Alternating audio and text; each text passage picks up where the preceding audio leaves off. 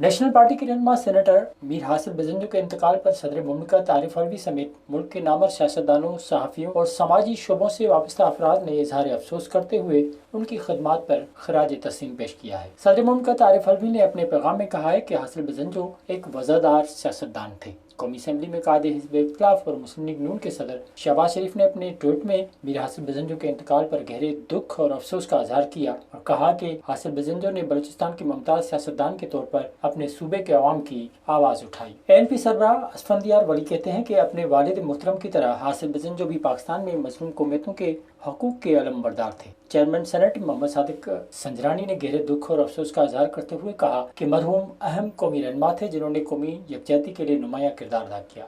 परवेज रशीद का कहना था कि हासिल बजंजो को जमहूरियत की शम्मा के तौर पर याद रखा जाएगा। पीपल्स पार्टी की रहनुमा शेरी रहमान ने भी गहरे दुख का इजहार करते हुए कहा, मीर हासिल बजंजो बहुत अच्छे सियासतदान थे और जमहूरियत के लिए उनकी काबिल कदर खिदमत हैं। रजा रब्बानी का कहना था कि हासिल बजंजो की पूरी जिंदगी सूबाई खुद मुख्तारी की जद्दोजहद में गुजरी। हासिल बजंजो जैसा ईमानदार सियासतदान पाकिस्तान में नहीं होगा। अब्दुल मालिक बलोच ने अपने ताज़ियती पैगाम में कहा कि मीर हासिल बजंजो एक कौम परस्त और जमहूरियत पसंद इंसान थे।